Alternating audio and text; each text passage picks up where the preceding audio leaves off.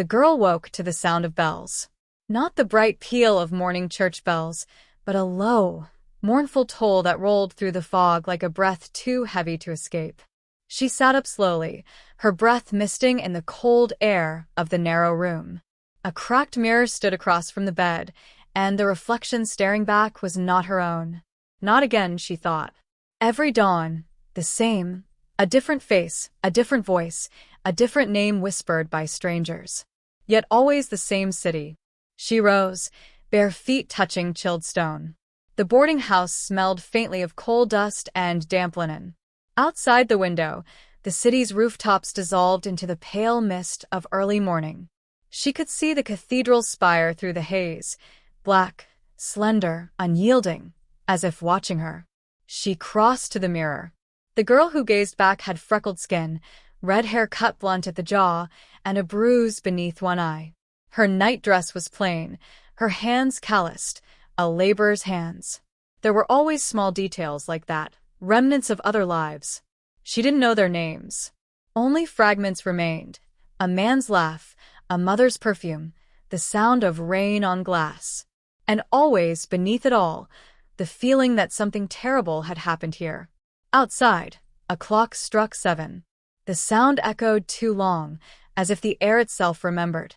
She dressed in clothes from the small chest at the foot of the bed, plain wool skirt, rough shawl, and stepped into the corridor. The floorboards complained with every step. Somewhere below, a radio murmured faintly, an announcer speaking in a language she understood, but didn't recognize. The landlady saw her from the kitchen door. "You're up early, Miss Maura." Maura. That was her name today. The woman's face was kind, worn with fatigue and soot. "I've set tea on the stove. You'll need it. It's a cruel fog this morning." She smiled faintly. "Thank you." She never corrected them, never asked who they thought she was. There was no point. The city wove her into its story each morning, and she had learned to let it. The streets outside were slick with mist and rain. She walked aimlessly, drawn toward the center, always toward the cathedral square. The city's stones were old, darker near the river where the tragedy had happened, though she didn't yet know what it was. Only that every time she neared the river, her chest tightened with an ache she couldn't name. At the corner by the tram line, she stopped before a café. Through the glass, men in heavy coats smoked and read their papers. A violin played softly from a gramophone in the back, an old waltz, melancholy and familiar. Then, as she reached for the door, she saw him. Across the street, a man in a dark coat, watching her. He didn't move, didn't speak. But something in his stillness felt deliberate. The mist curled around him like smoke. She blinked and he was gone. Only the echo of the bells remained. The girl lingered outside the café until the mist swallowed the last trace of the man's silhouette. Her pulse steadied, though a faint tremor remained in her hands. It wasn't the first time she'd seen a figure watching her. Shadowed faces sometimes appeared at the edge of her morning, then vanished before she could decide if they were real.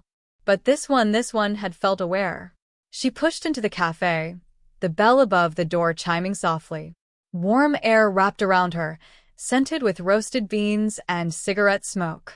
A pianist in the corner plucked a hesitant melody, one note sharp, one flat, as if uncertain whether to mourn or to dance. "Coffee, miss?" the waiter asked. She nodded, sliding into a seat by the window. The reflection in the glass wavered. Her borrowed red hair caught the amber light, her eyes a green she didn't recognize.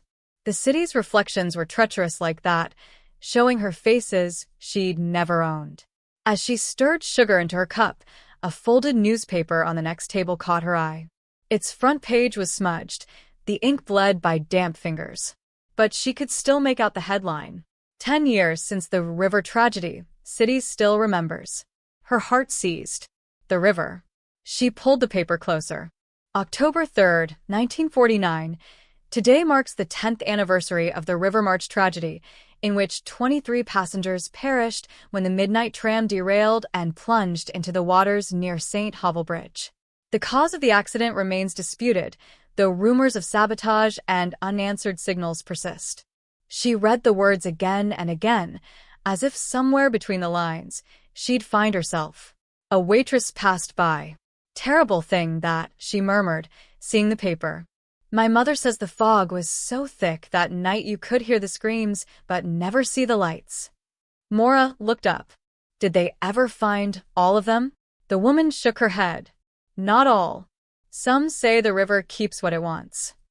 She smiled faintly, half embarrassed at her own superstition, then moved on.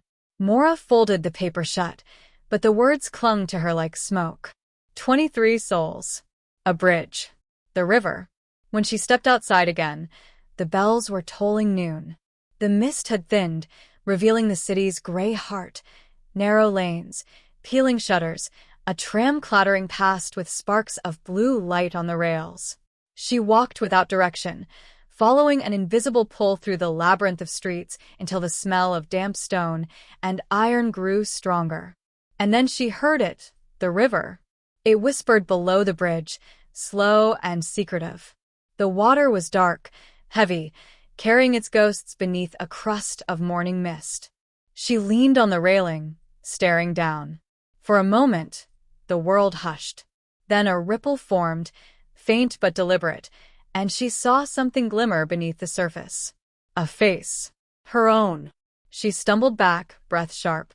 The water was calm again, innocent. A tram rumbled across the bridge behind her, the metal grinding like a scream swallowed by distance. She pressed her palms to the railing, steadying herself. "Who are you?" she whispered. But the city answered only with wind. And then, Maura. The voice came from the far end of the bridge. A man in a dark coat waved, walking toward her with hurried steps. His face was familiar and strange all at once, as if she'd known him in a dream. He stopped a few feet away, breath fogging. "It is you." I wasn't sure. His eyes searched hers, full of something like recognition and disbelief. I think you've mistaken me for someone else," she said carefully. "No," he said. "Not this time." She took a step back. "Do I know you?" He hesitated, then said quietly, "You did. Before the river took us." The girl stared at the man, her breath caught halfway between fear and recognition. His words hung in the damp air like frost. "Before the river took us." "What did you say?" she asked, her voice barely more than a whisper. He stepped closer, though the space between them seemed to resist him, filled with invisible weight. "You don't remember me." I don't even know who I am," she said. He gave a faint, sorrowful smile. "Then it's true. It begins again." The river murmured below them, a sound like soft weeping under the bridge. Somewhere in the fog, a ship's horn called once and faded. She studied his face, lean, sharp-boned, a scar across the left brow, dark eyes that carried too much knowing. He looked neither young nor old, merely worn by something deeper than time.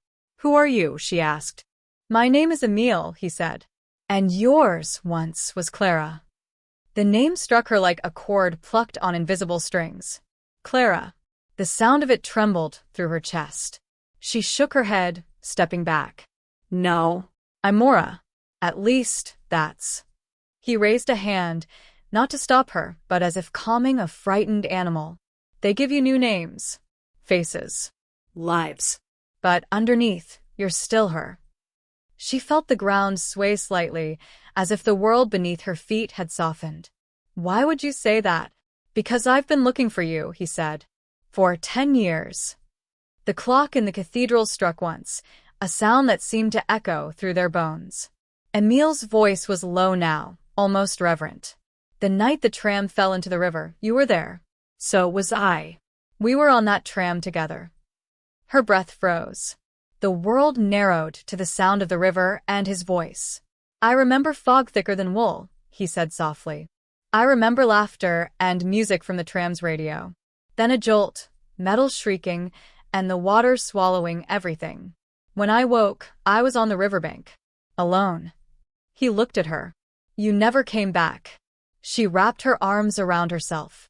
"And now I'm supposed to believe that I wake up every morning in someone else's body because I died in some accident 10 years ago?"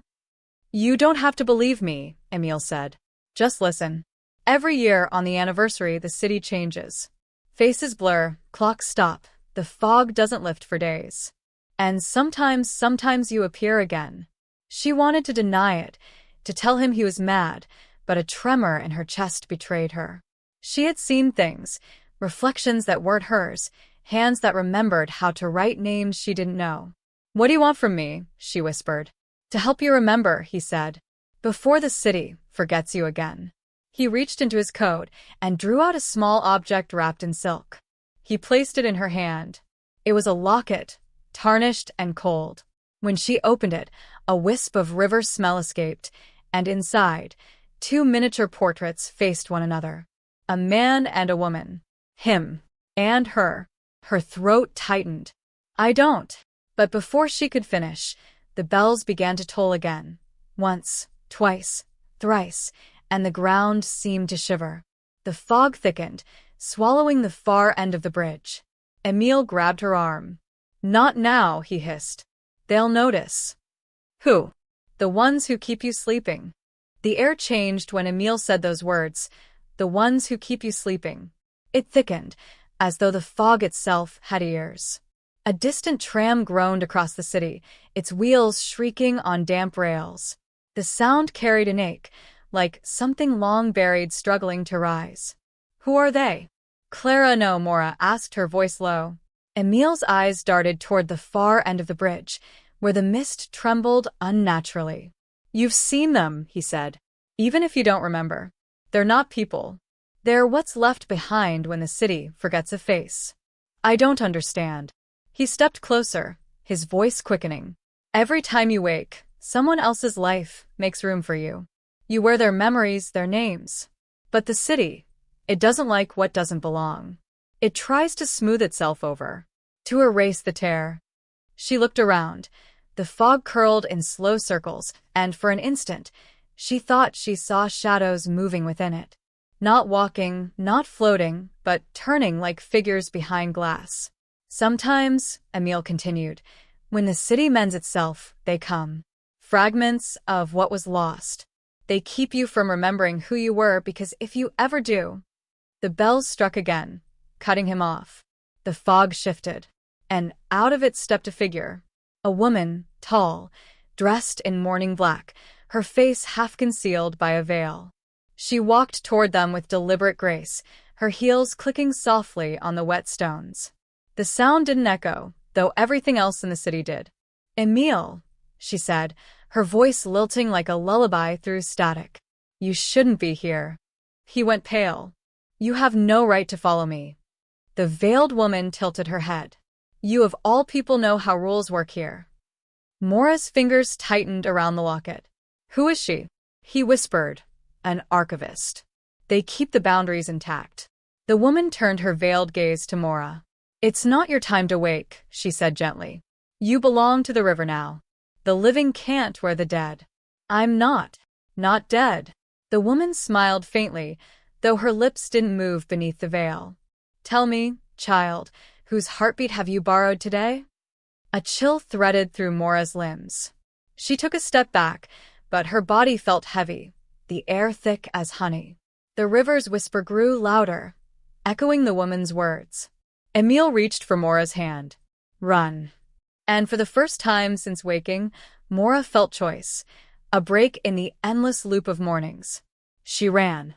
The fog split as they fled, tramlines glowing faintly beneath their feet, the sound of the river rising into a hum that made the windows tremble.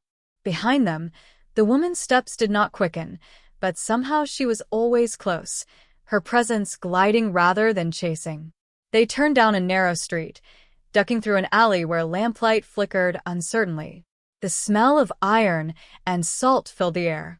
At last, they stopped in an abandoned courtyard, ivy crawling up a crumbling wall, puddles reflecting the pale sky. Emile leaned against the brick, catching his breath. "She found us faster than I thought," he said. "It means you're waking faster too." Maura pressed the locket to her chest. "What does she mean?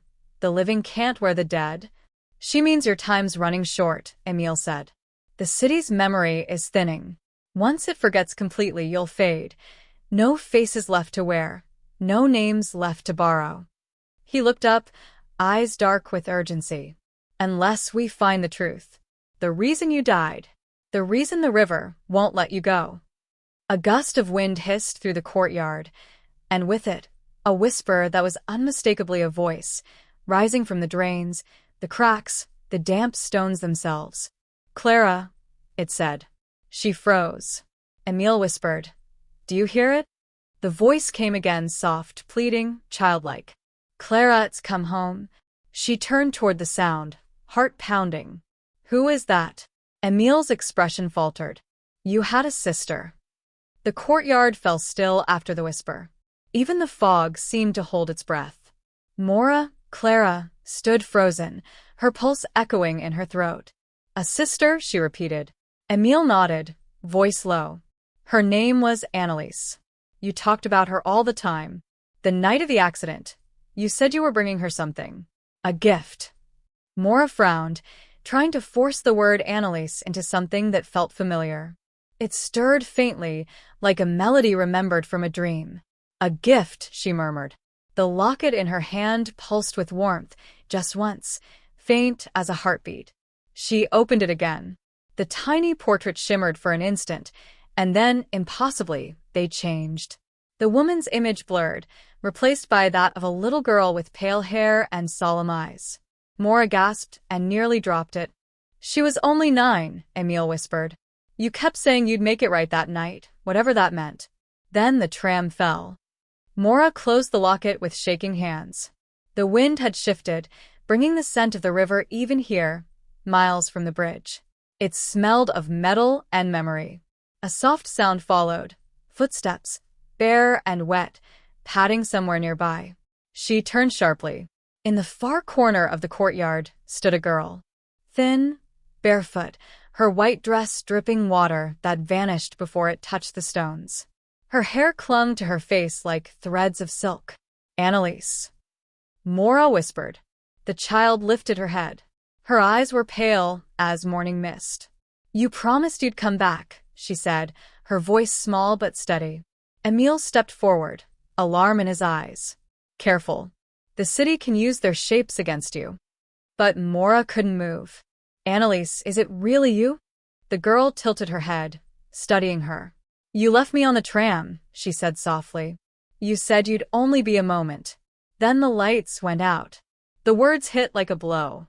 Images flickered, sparks against darkness. The scent of oil and lilac perfume. The screech of metal. "I didn't mean to." "I know," the child said.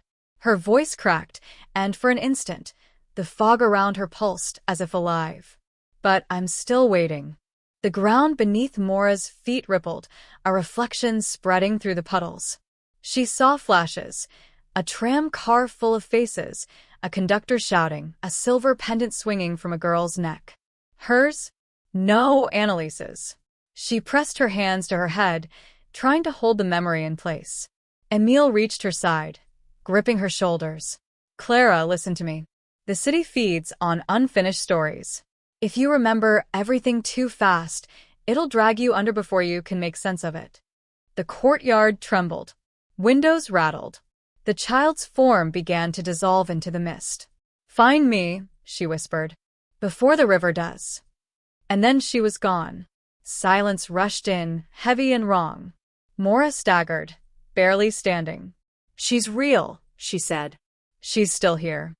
Emile's face was grim. "Then she's trapped too. Which means the river didn't just take lives that night. It took time." He looked toward the distant cathedral spire, half shrouded by fog. "There's a place beneath the city, the old crypts under St. Hovel. The records of the dead are kept there. If anyone can tell us what really happened, it's buried down there." Maura's voice trembled. "And the archivist?" "She'll be waiting," he said. "They always guard the truth." A bell rang somewhere once, twice, thrice, though it was not the hour. The sound reverberated like something knocking from below the streets. Maura looked at the locket again. The metal had darkened, the girl's face now fading from the miniature. "She's fading," she whispered. Emile nodded. "Then we go tonight." Night folded over the city like wet velvet. The fog no longer drifted but hung, heavy and unmoving, sealing every sound in its gray hush. Emile and Maura moved through the alleys without speaking. The streets were nearly empty, only the shuffle of an old newspaper against the cobblestones, the faint clang of a shutter closing somewhere high above. Every lamp haloed the mist in trembling circles of gold. At the base of the cathedral, iron gates marked the descent to St. Hovel's crypts. Once, the gate might have been locked. Now, the padlock hung open, slick with dew. Emile pushed it aside. The hinges groaned. Cold air breathed upward, carrying the scent of stone dust and candle wax. "Stay close," he whispered. They descended the narrow stair, lantern light brushing the walls, centuries of names carved into them, dates lost to damp. The steps ended in a corridor lined with alcoves. Inside each rested a marble slab and a name half erased by time. "The city keeps its dead catalogued," Emile said softly. "At least, the ones it remembers." They walked until the corridor widened into a chamber. 100 candles burned there, without smoke. In the center stood a lectern of dark wood, a single book open upon it. Its pages fluttered, though there was no wind. Maura approached. The letters were written in a hand she almost recognized. Elegant, looping, precise. Register of the Departed, October 3rd, 1939. Her eyes traced the list of names until she reached the final line. The ink was smeared, but she could still make it out. Clara Lenz, presumed lost, body unrecovered. Her knees weakened. "It's true," she whispered. "I was on that tram." Emile's hand found her shoulder. "Now you know the city wasn't lying." But look. Beneath her name was another, written in paler ink. Anneliese Lenz missing. No note of death. No presumed. Only missing. "She never left," Maura said. Before Emile could answer, a cold draft swept the room, extinguishing half the candles. The shadows thickened, folding inward until they shaped the outline of the veiled woman. The archivist. "You shouldn't have come here," she said, voice echoing from every corner. "The record is not for the unbound." Emile stepped between them. "She has a right to know." "Rights end at the river," the archivist replied. "And the river remembers its own." She turned toward Maura. "You seek your sister. She waits where the tram sleeps." Maura's breath caught. "Where?" "In the water that never dries," the woman murmured. "Where wheels still turn and voices still call for home." The candles flared blue, casting long, trembling shadows. Emile shouted, "Clara, don't listen." But the archivist lifted her hand, and the sound of the river flooded the chamber, an impossible rush of water surging beneath the stones. The floor vibrated. Maura saw the world tilt, the candle flames stretching into streaks of light. In that moment, she saw it all. The tram plunging through fog, Anneliese's small hand slipping from hers, the silver pendant spinning away into darkness. Then nothing but cold and silence. When she opened her eyes again, she was lying at the edge of the river. The mist was lifting. Emile knelt beside her, soaked and pale. "You vanished," he said. "One heartbeat, you were gone. Then the river gave you back." She looked toward the bridge. The water was calm again, the city quiet, as if nothing had moved. But she could still hear the faint chime of a bell beneath the surface, 3 slow notes, calling her name. "Anneliese is down there," she said. Emile met her gaze. "Then that's where we'll go." The first light of dawn crept over the rooftops, thin and gray. Maura, or Clara, rose slowly, clutching the locket. It was warm again. Inside, the little girl's portrait smiled faintly, as though she'd heard. Dawn came thin and unwilling. The light scraped raw against the river. Maura, Clara, stood with Emile on the embankment while the city exhaled, as if it had been holding its breath all night and had chosen, finally, not to drown them. "Don't sleep," Emile said. "Not this time." "I don't want to," she answered. The problem was that the mornings weren't hers to choose. They arrived like verdicts, a new face, a new room, the same city breathing around her like a patient on an iron lung. She tried to fight the thin pull behind her eyes, the soft, relentless tide, but sleep slid over her anyway, no matter how she clenched her fists around the locket or stared at the slate sky until her vision burned. "Clara," Emile whispered. "If you wake somewhere else, keep the locket in your hand. It's a door they can't shut." And His voice blurred. The river tilted. The fog unstitched. When she blinked, a ceiling stared down at her. Peeling paint, a water stain shaped like a small, watching fish. A radio crackled from the next room, the announcer's voice ghosting through static. The smell of vinegar and boiled linen pressed against her face. She sat up too fast. A glass chimed softly as her elbow struck it. She was in a narrow bed with iron rails. A clinic. Her hands were small, nimble, with ink-dotted fingertips. The locket lay on her sternum like a brand. She clutched it, sucking air. "Emile." A curtain swayed. A nurse poked her head in and smiled, kind and brisk. "You're awake, Eva. Good. The morning light looks better on you." "Eva. Of course. Where am I?" Clara asked carefully. "The charity ward on Smedina Street, dear. You fainted at the riverside. Too much fog and not enough breakfast." The nurse set a spoon and cup on the table, then paused. "Do you always keep that locket on? I tried to remove it for the wash, and you near clawed me." Clara slid the chain under her collar. "It was a gift," she said. "From my sister." The nurse's face softened. "Keep it then. God knows, we need what's ours." She lowered her voice. "They say the anniversary stirs the bad air, brings on spells in the sensitive." A knock from the corridor pulled her away. She pressed Clara's fingers once and vanished behind the curtain. Clara swung her legs over the side of the bed. A mirror hung crooked on the far wall. The girl reflected there had dark hair in a schoolgirl braid and a mole near the left cheekbone. This body was young, perhaps 19. She felt both sturdy and breakable in it, like a book with a strong spine and thin pages. She opened the locket. The miniature had changed again. 2 portraits, this time one of a little girl with pale hair and a silver pendant shaped like a wing. Annalise. The other was blank. Waiting. "Find me," the memory said. Clara pushed the curtain aside. The corridor was all linoleum size and shoe squeaks.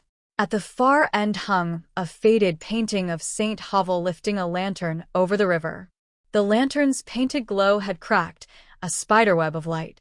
Below the painting, chalk scratched a small symbol on the wall, a circle with a cross of rails through it. The tram sigil. Her heartbeat doubled. Emile. He had left marks for her before. Once on a stair riser, once on a café menu, once along the handrail of a bridge in the thin salt of winter. He understood the city's habit of erasing. Chalk worked because it could vanish without permission. It didn't dare the place to swallow it, it volunteered. She followed.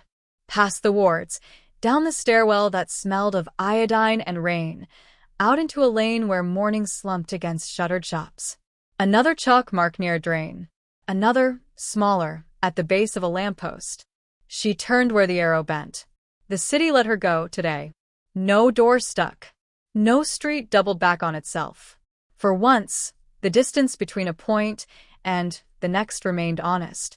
The last mark led to the river. A shuttered boathouse leaned into the embankment, its roof weighted with wet leaves, its windows filmed with the damp cataract of centuries. The padlock on the side door had been cut cleanly. Inside, the place smelled of rope, pitch, and old cold. Clara. Emile stepped out from the shadows. He looked as if he hadn't slept in a year, shirt damp, hair flattened against his head, a line of exhaustion etched between his brows. Relief softened his face anyway, precise as a prayer finding its final word. "You found me," he said. "You found me," she answered, and realized her voice had changed again, younger, thinner. She touched her throat, almost amused despite herself. "I'm Eva today." He nodded once, accepting it the way one accepts weather. "Then Eva for now." "What is this place?" "An old boatman's guild house. The river has a dozen mouths and as many tongues." He lifted a lantern and gestured toward the back. The archivist said, "Where the tram sleeps. There's a culvert beneath Hovel's wharf, a maintenance tunnel built when the tracks were laid. It flooded. The city couldn't keep it dry. They called it the water that never dries. The place where the old rails still run? If legend is kinder than truth, yes. He set the lantern on a workbench. Charts lay there, water lines, dates, a brittle map penciled with delicate notes. The tunnel's mouth is behind this house. We can reach it when the river pulls low at midday. I've borrowed breathing lamps from a salvage yard. You can't, she said instinctively. It's not safe. His eyes sharpened with something like humor. The safe door doesn't open, Clara. It never has. A tremor ran through the boathouse beams. Tiny ripples ticked across the water pooled in the floor's depressions. The lantern's flame bent, as if listening. Do you hear that? She whispered. He nodded.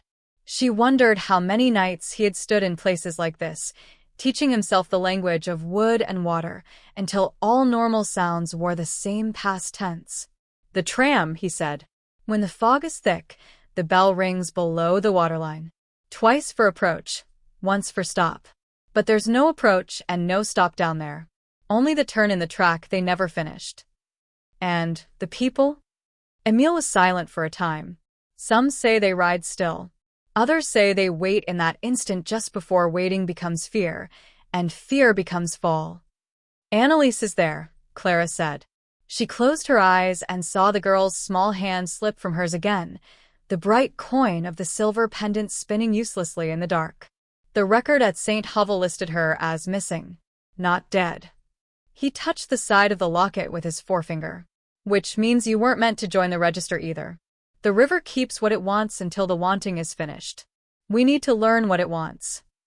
They sat in the low quiet until the fog thinned at the door, and light walked cautiously into the room. The river outside loosened its shoulders.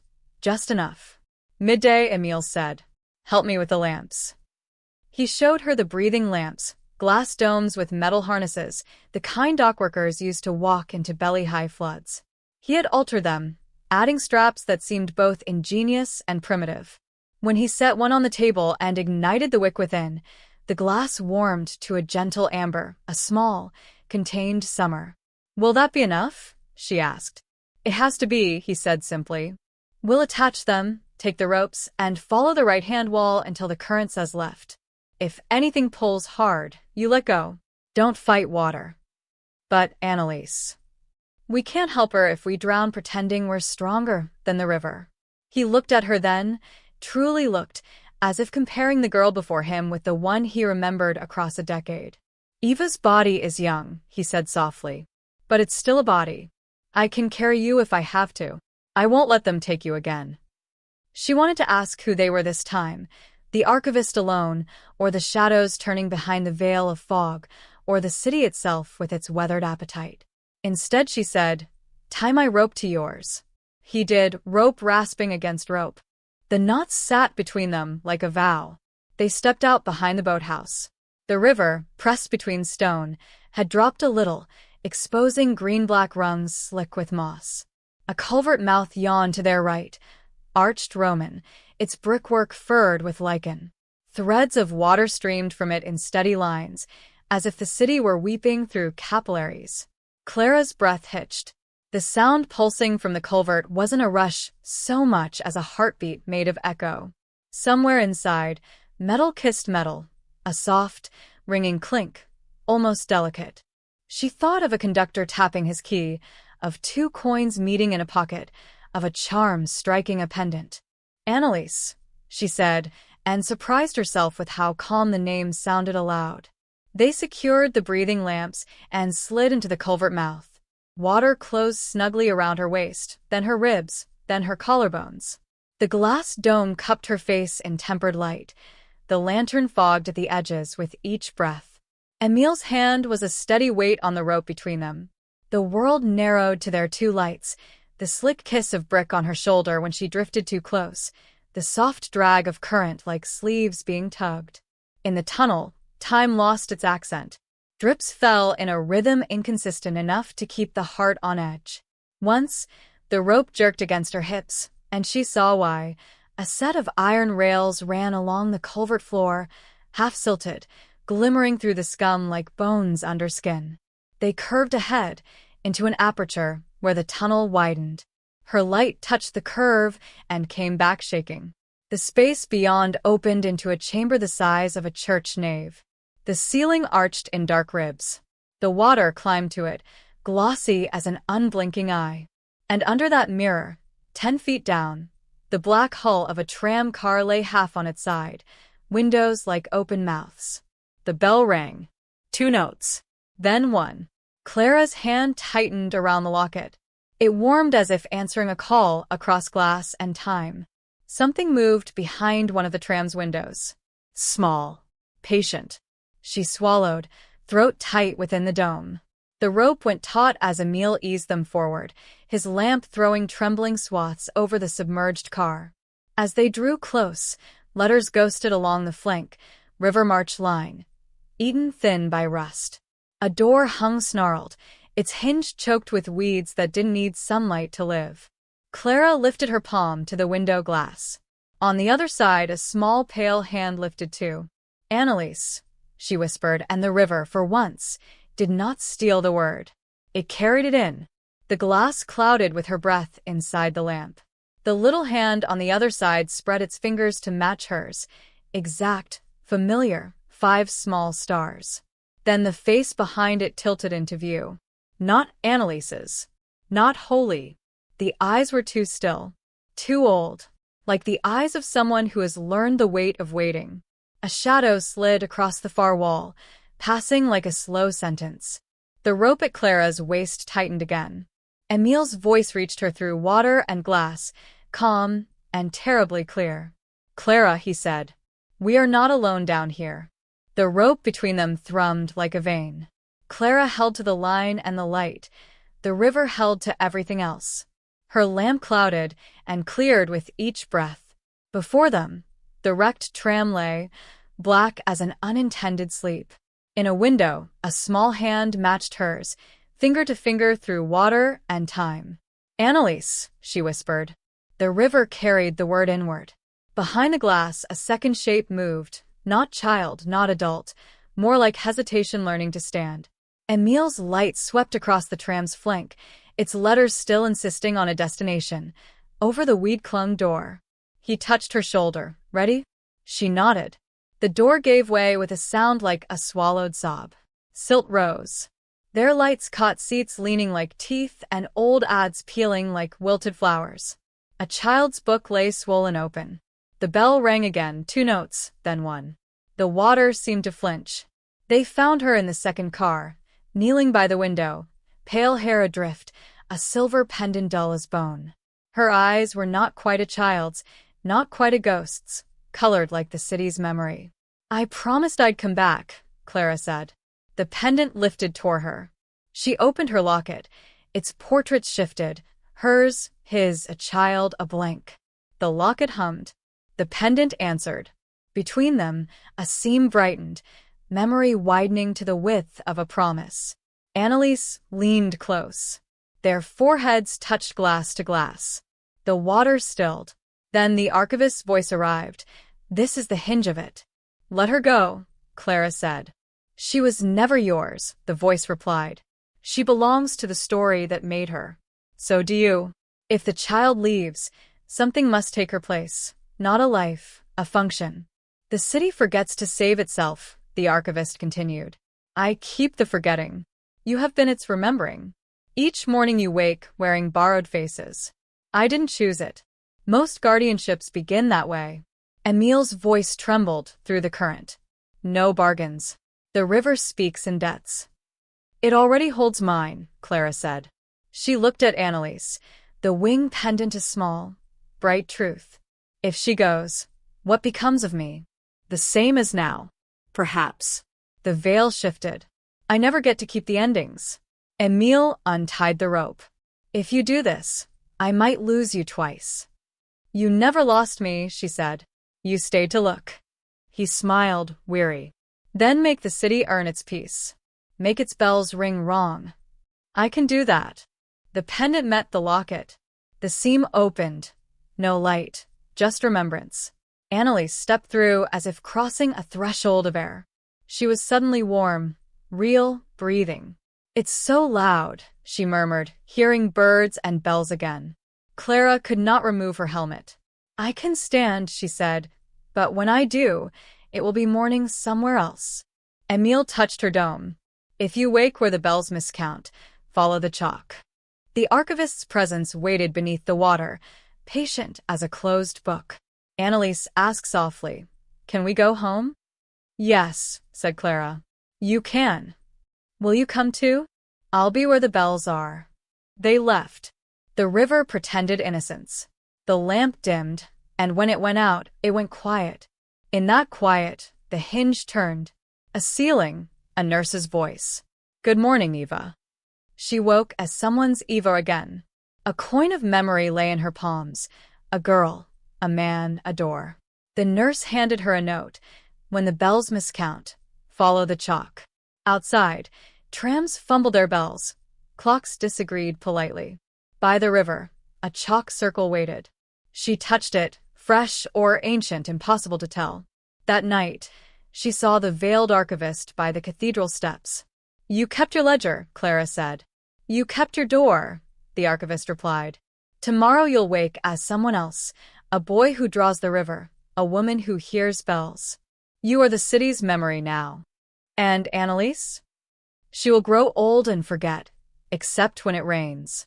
And Emile? He stands where shores are. He is the question between. The bells miscounted again, 2, then 1, then 2. No one noticed. Everyone eased.